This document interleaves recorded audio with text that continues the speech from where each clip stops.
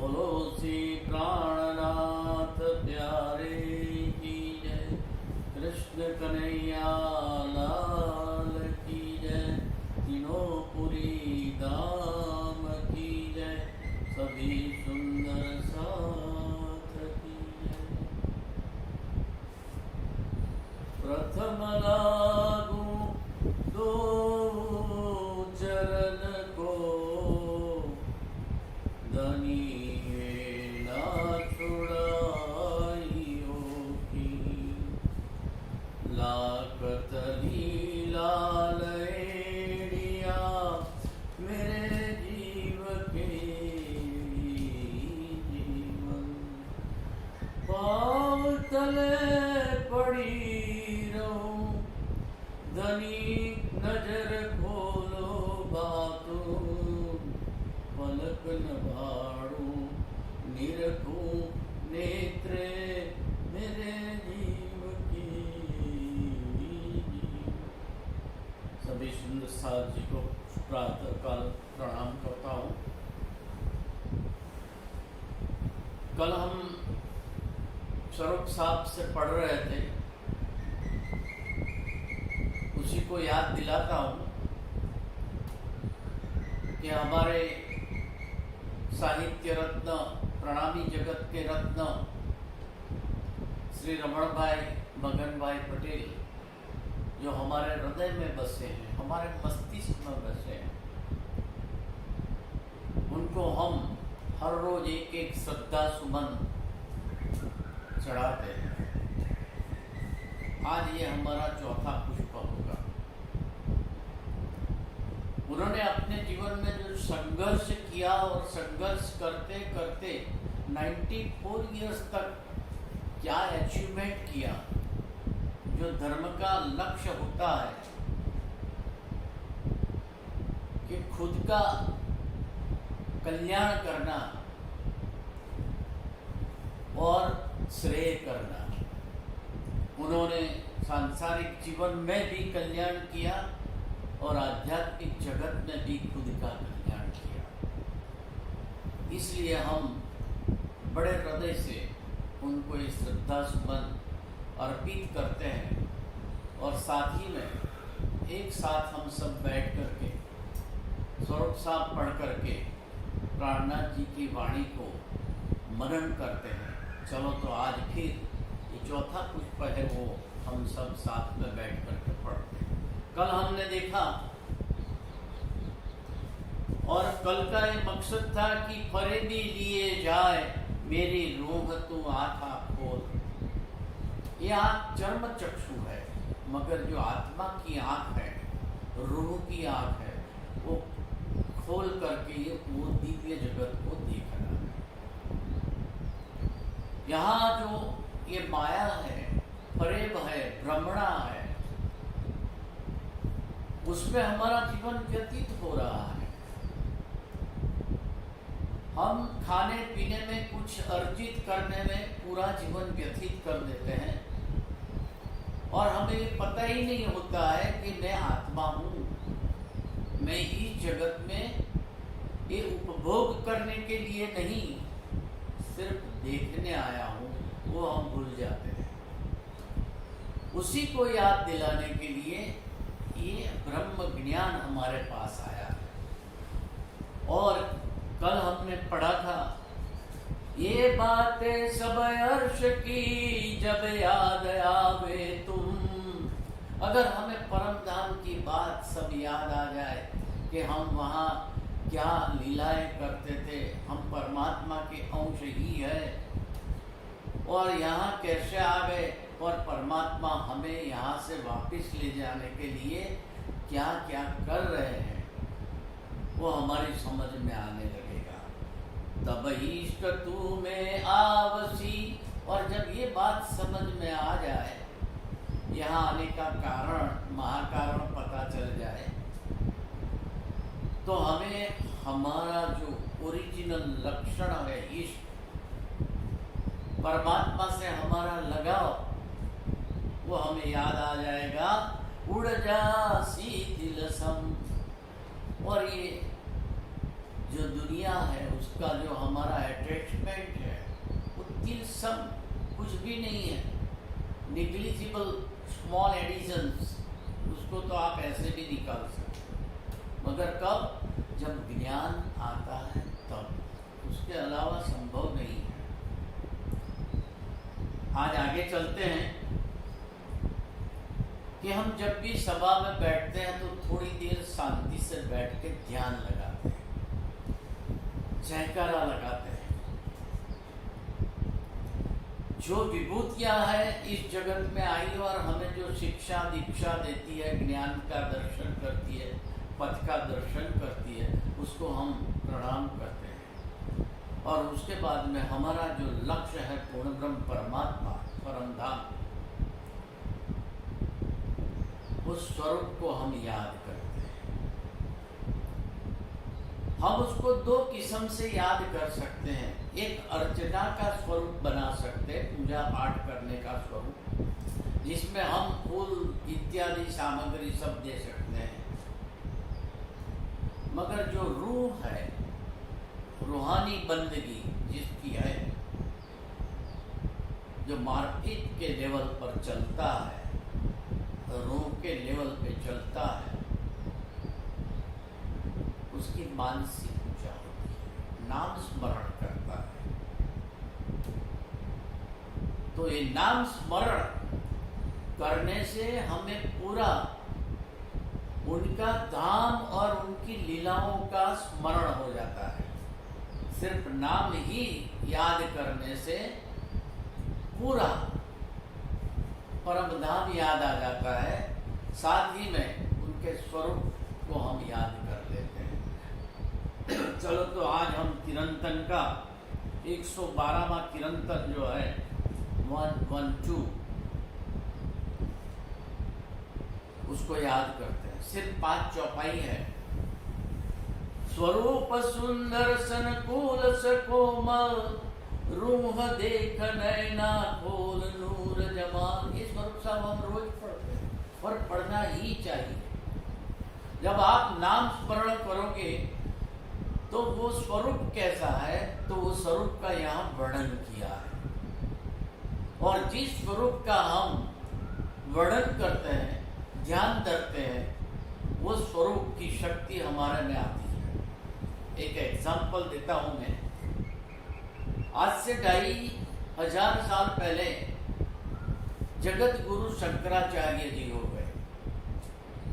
वो जगत के गुरु इसलिए है कि आज भी हिंदुस्तान के चारों दिशाओं में अगर हिंदू संप्रदाय जीवित है तो उनकी देन है। चारों, उत्तर दिशा, दक्षिण दिशा, पश्चिम, पूर्व, चारों में जो उनके बड़े बड़े मठ और उसमें 10 नाम के सन्यासी हैं, वो वैदिक परंपरा को लिए हुए हैं। वो शंकराचार्य जी एक बार बैठे थे और एक यमन आया वहां और उन्हें कहा कि मैं एक भैरव यज्ञ करना चाहता हूं, मुझे 32 लक्षणा व्यक्ति चाहिए और मेरी नजर में आपके अलावा कोई दूसरा 32 लक्षणा व्यक्ति नजर में नहीं आता है। मैं आपको भैरव यज्ञ में ले जाने के लिए आया। तो बोलता है कि देखो ले जाओ, अगर तेरा कल्याण होता है तो वो भी कर लो, मगर मेरे शिष्य जब न हो तब आना, नहीं तो वो तुम्हें मारेंगे। एक रोज ऐसा हुआ, वो हमेशा ताकता रहा कि कब ऐसा प्रसंग मिले और मैं उनको काट के ले जाऊं, सिरच्छेद करके ले जा रहा था। एक रोज ऐसा हुआ कि वो ध्यान में बैठे थे और उनका शिष्य जिसका नाम था पद्मपाद, वो नदी किनारे स्नान करने गया, मगर उसको कई अपशकुन हुए तो वो वापिस आया और देखता है तो क्या देखता है कि वो यमन तलवार लेके खड़ा है और बिल्कुल मारने के लिए, उसका शिरच्छेद करने के लिए तलवार उठाया है और उसने अपने प्रभु का स्मरण किया पद्मपाद ने। और वो नरसिंह भगवान के शिष्य थे तो वो नरसिंह भगवान की शक्ति उनमें आ गई और उन्होंने आके एक झटके से यमन को गिरा दिया। ऐसे अपने गुरु की उन्होंने रक्षा की। तो जिस स्वरूप का हम स्मरण करते हैं, अपने शुद्ध हृदय से उनको याद करते हैं, ऐसे नहीं कि कुछ नजर यहाँ है वहाँ है, मन कहीं और भटकता है और हम मुंह से बोले जा रहे हैं, उससे कुछ नहीं होता है। वो तो कर्मकांड हो गया। मगर जब हम ध्यान में लीन हो जाते हैं और वो स्वरूप हमारे चित्त में बैठ जाता है, तब वो शक्ति आती है। तो हम सोचें कि हर सुबह शाम और जब भी हम मुश्किल में हो और हमें पूर्ण ब्रह्म परमात्मा की शक्ति की आवश्यकता हो, उनके मार्गदर्शन की आवश्यकता हो, आप शांति से बैठ जाए और ये स्वरूप का चिंतन करें, अवश्य आपको लाभ होगा। स्वरूप सुंदर सनकूल से कोमल, जानते हैं कि हे परमात्मा तू कैसा है।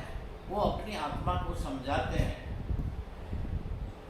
कि हे आत्मा तू आंख खोल करके देख, पूर्ण ब्रह्म परमात्मा स्वरूप इतना दिव्य और सुंदर है, इतना कोमल है, इतना लुभावना है, मगर तू अपनी आंख खोल करके देख। फेर फेर महबूब आवत ही हृदय, वो परमात्मा का स्वरूप बारंबार बारंबार मेरे हृदय के अंदर अंकित होता है। किया कीन ने तेरा कौल पहले हाल, हे आत्मा तेरी ये दशा इस संसार में आके क्या हो गई। तू वो देख कि तू तेरी कहनी क्या है, करनी क्या है, रहनी क्या है। जब रहनी करनी और कहनी सब एक हो जाती है और फिर हम परमात्मा का ध्यान लगाते हैं, तो दिव्य स्वरूप पूर्ण ब्रह्म परमात्मा का अमृत स्वरूप हमारे हृदय के अंदर अंकित हो जाता है। वो अंकित करने के लिए हमें रोज सुबह शाम और जब भी समय मिले उसका ध्यान करना है। जामा जड़ाव जूड़ा अंग जुगते, कहते हैं कि वो पूर्ण ब्रह्म परमात्मा का मुखार बिंदु देखने के बाद उन्होंने जो सफेद रंग का काढ़ा किया हुआ क्या पहना है, जामा, कुर्ता लंबा, और वो कैसा है, अंग से जुड़ा हुआ। परम धाम में सुंदर साथ जी कोई चीज उतारनी नहीं पड़ती, पहननी नहीं पड़ती, टेलर के पास जाना नहीं पड़ता, जौहरी के पास जाना नहीं पड़ता, वो तो शोभा। तो कैसे ये शरीर से ऐसा जुड़ा है और ऐसा लगता है। चार हार करी अंबर जल का, और जो गले में चार हार पहने हैं उसकी ज्योत इतनी निकल रही है कि आकाश में वो समा नहीं है। परम धाम का एक कण भी स्वयं प्रकाशित है और उसमें से निकला हुआ एक किरण, वो किरण अपना अस्तित्व हमेशा बनाए रखता है, क्योंकि उसमें पावर इंटेंसिटी होती है। यहाँ कोई दिया जलाए और फिर बल्ब जले तो वो दिया का लाइट डीम हो जाएगा, मगर परम धाम में कोई प्रकाश डीम नहीं होता। और ये तो वहाँ के जवाहरात है जो खुद पूर्ण ब्रह्म परमात्मा की गले में पहने हुए हमें दिखाई देते हैं। मोती की माला है, हीरे की माला है, नील की माला है, नीलवी। ऐसे हम देखें तो ये मालाओं का जो प्रकाश है वो आकाश में इतना है कि आकाश ही झिलमिलाने लगता है। जगमगे पाग ये जोत जवेर जो, और सर पे जो पाग पहनी है और उस पे जो जवेरात लगे हैं उसकी भी जो किरणें उठती है वो आकाश में नहीं समाती। मीठे मुख नैनों पर जाऊं बलिहार, और उनका जो मुख है और मुख इतना सुहावना है और उनकी नैन और उस पर मैं बलिहारी जाऊं। प्यारे सुंदर साथ जी, ये स्वरूप हम आगे और देखते हैं और इससे हमें पूर्ण ब्रह्म परमात्मा का स्वरूप जो आज तक किसी ग्रंथ में हमें नहीं मिलता है वो यहाँ मिला है, तो उसका हम आगे चिंतन करेंगे। प्रणाम। लाल अधूर संत भूख हरवटी, और जब राजी महाराज हंसते हैं तो उनके जो अधूर है वो लाल है, पाग भी लाल है, अधूर भी लाल है, और जब हंसते हैं तो उनका मुखार भी और ये हरवटी इतनी सुंदर लगती है। नासिका तिलक नीलवट भौहे के, और यहाँ से लेकर के यहाँ तक जो एक तिलक लगा है नाक से लेकर के कपाल तक, और भौहे केश, और ये जो बवर है आईब्रो, उसके केश जो ब्लैक इन कलर है वो दिखाई देते हैं। श्रवण आभूषण, कान में आभूषण पहने हैं। मुख दंत, और मुंह के अंदर जो उनके दांत है वो बिल्कुल हीरा जैसे है, मगर उनकी जुबान जो है वो पान चबाते हैं और वो लाल है, वो लाल का रिफ्लेक्शन वो दांत से दिखाई देता है, इसलिए हमें दांत भी कभी लाल दिखाई देते हैं। मीठी रसना, और ऐसे जब पूर्ण ब्रह्म परमात्मा बोलते हो जो इश्क का ही स्वरूप हो, तो उनका एक्सप्रेशन और उनका बोलना कैसा होगा हम सोच ही नहीं सकते यहाँ के मन से। ये देख दर्शन आवे जोश आवे, और ऐसे जब हम परमात्मा के दर्शन करते हैं तो उनका जोश आवेश हमारे में आ जाता है, हम उनके अनुरूप होने लगते हैं, क्योंकि वो शक्ति हमारे में संचरित होती है। हम जिस व्यक्ति का चिंतन करेंगे वैसे हम धीरे धीरे बनते जाएंगे। गुजराती में एक कहावत है कि एक ईयड़ होती है, यानी एक ऐसा जंतु है, वो ईयड़ भंवरे का जब चिंतन करती है वो ईयड़, तो वो खुद भंवर बन जाती है। ऐसे हम जिस चीज का चिंतन करेंगे, हम अगर नेगेटिव चीज का चिंतन करेंगे, हमको किसी व्यक्ति के प्रति नेगेटिविटी हो गई तो हम हमेशा उसके लिए नेगेटिव सोचेंगे और हम धीरे धीरे खुद नेगेटिव बन जाएंगे, पूर्ण बन जाएंगे। 25% नेगेटिव हो गए तो 100% नेगेटिव हो जाएगा। इसलिए सोचना कि भाई नेगेटिव मत किसी के लिए सोचना, नहीं तो गड़बड़। तो ये पूर्ण ब्रह्म परमात्मा का स्वरूप हम सोचते हैं जो सदगण है, चिदगण है, आनंद गण है, ऐसे परमात्मा के चिंतन करते हैं। बाहें चूड़ी, और उन्होंने जो जामा पहना है सफेद कलर का, जो उसके अंदर यहाँ जो चूड़ी है, ये बाजूबंद है, वो बाजूबंद का जो फूमता है, फुमक, पहुंची काड़ो, यहाँ पहुंची पहनी है, यहाँ कड़ी है, कड़ा है, हस्त कमल बूंदरी, और पतली उंगलियों में रिंग यानी मुंदरी यानी बीटी पहनी है। नग का नूर चीर चढ़ा आसमान में, और जो नभ है वो इतने प्रकाशित है जैसे बड़े बड़े डायमंड लगे हो, और वहां से जो किरण निकलती है तो कैसे लगती है, जब वो ऐसे हाथ करते हैं, उंगली हिलाते हैं, तो वो नख का जो प्रकाश है वो आकाश में जैसे डोलता हो ऐसे लगता है। प्यारे सुंदर साथ जी, ये जब आप आंख बंद करके सोचेंगे, चित्त से इसका चितवन करेंगे, तब पता चलेगा। रोशनी पटके करी अवकाश में, अवकाश यानी आकाश, जिसकी पटुके, यहाँ जो पटुका पहना नीले न पीले रंग का पटुका, उसकी भी रोशनी है क्या कि परमधाम में हर चीज स्वयं प्रकाशित है। चरण भूषण जामे इजार जाई, और पैर के अंदर 4 प्रकार के भूषण पहने हैं और जामा पहना है, और उसका जो रिफ्लेक्शन पड़ता है वो भी देखने जैसा है। कहे महामती जिनकी मति बड़ी है, जिन्होंने अखंड को पकड़ा है, जिन्होंने कृष्ण को पकड़ा है, पूर्ण ब्रह्म परमात्मा को पकड़ा है, उनकी कुबुद्धि नहीं है। कुबुद्धि इस जगत को पकड़ती है और सुबुद्धि महामति अखंड जगत को पकड़ती है।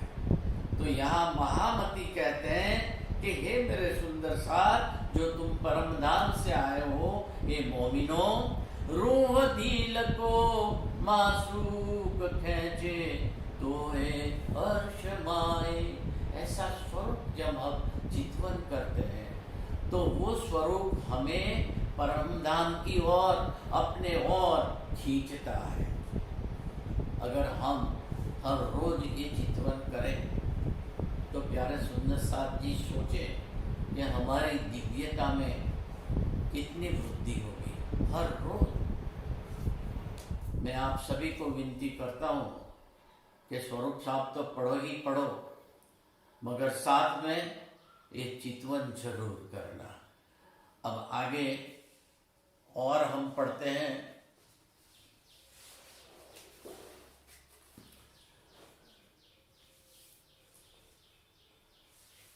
हमने पहले दिन कहा कि बड़ी बुद्धि की जरूरत है, दूसरे दिन कहा इश्क की जरूरत, तीसरे दिन कहा कि ये जो माया का जंजाल है उसमें से निकलना है।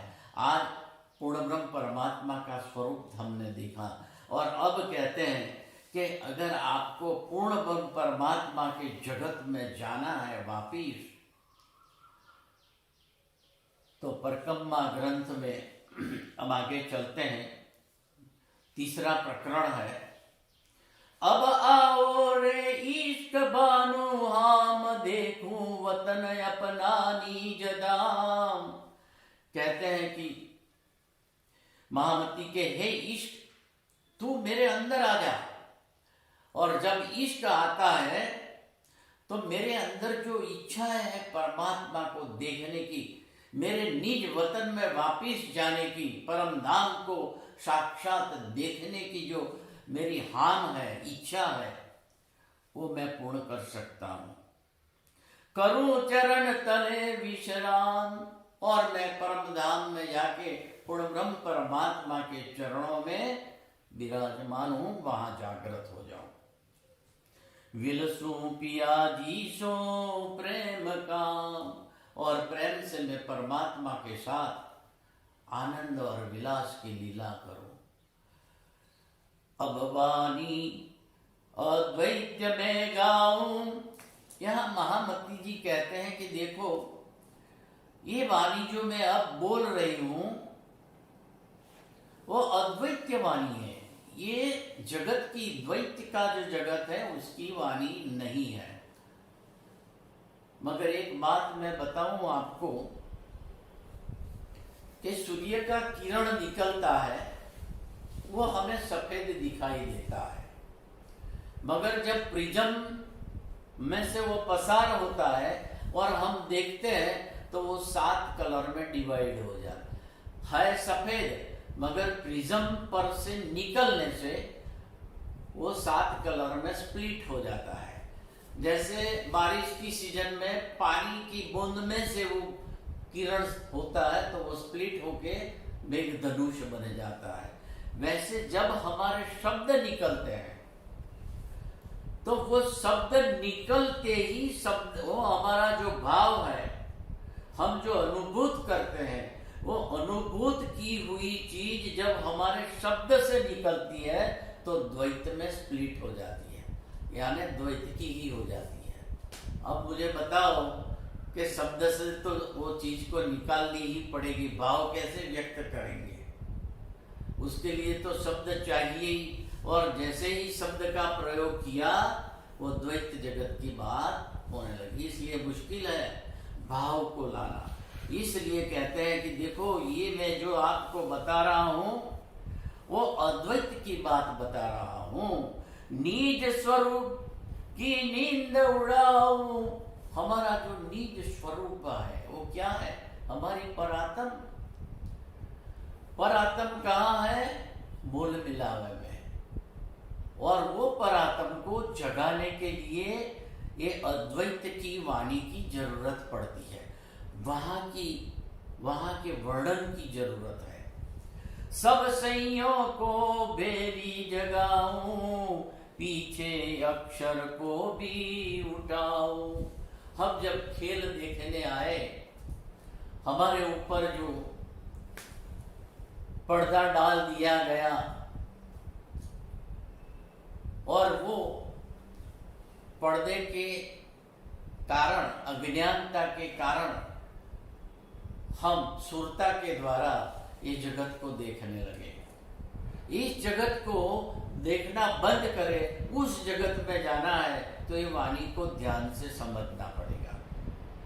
तभी हमारा जो निज स्वरूप है, परात्म है, वो जागृत होगी। और मैं एक एक कर को नहीं जगाना चाहती।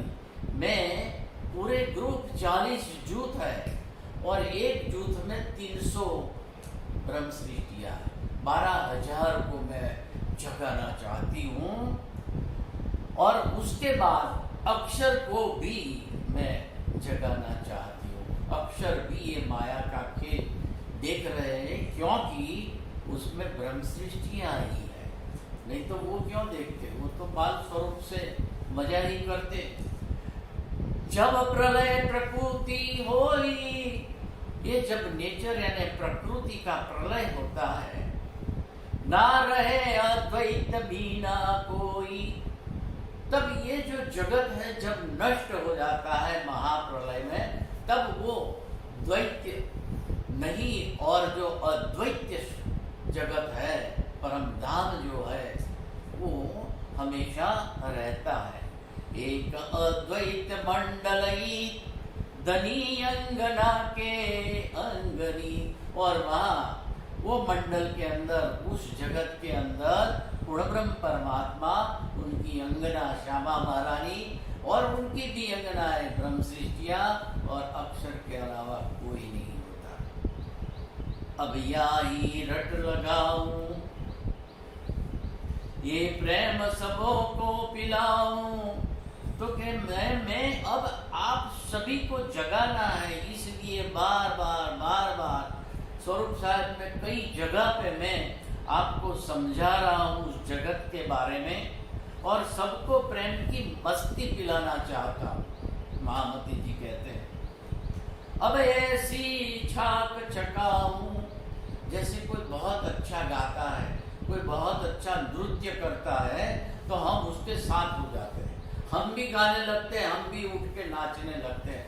ऐसे यहाँ महामती जी कहते हैं कि मैं परम धाम की मस्ती आपके सामने ऐसे रखना चाहता हूँ कि आप उस मस्ती में डूब जाओ। अंगरस लू इश्क बढ़ाऊं, और आपका जो परात्म नूरी शरीर है उसके अंदर इतना इश्क भर जाए कि आप जग जाए। कहा था कि इश्क के बिना जगना संभव नहीं है। हम कितना भी ज्ञान भर ले, हम शब्दों का भंडार भर ले हमारे यहाँ, मगर जहाँ तक ये हृदय के अंदर इश्क नहीं आता, हमारी परात्म में हमारा जो निज स्वरूप है उसमें इश्क नहीं आता, वहाँ तक जगना संभव नहीं है।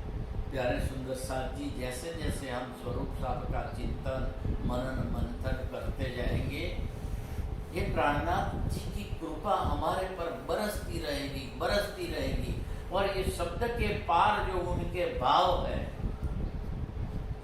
वो भाव हमारे अंदर आते जाएंगे और हमें वो मस्ती आने लगेगी, और वो हम जैसे पढ़ेंगे वैसे वो मस्ती आती जाएगी। सभी को यहाँ प्रणाम करता हूँ, और कल दोबारा हम मिलेंगे और ये रमण भाई को याद करके उन्होंने जो हमें मौका दिया है कोरोना पैंडेमिक काल के अंदर, वो मौके का भी हम उपयोग करेंगे। मैं सबको विनती करता हूँ कि ढिलाई मत करना। कोरोना अभी गया, आपको लगता होगा, मगर देखना ये तो द्वैत का जगत है। और भविष्यवाणी में बोलना नहीं चाहता, मैंने काफ़ी पढ़ी है, उसमें तो इतना भयंकर चित्र है कि जो अगले 5-10 साल में होने वाला है। इसलिए समय का सदुपयोग करो और जो मन की इधर उधर दौड़ है न, उसको बंद करो। बोलो श्री प्राणनाथ प्यारे।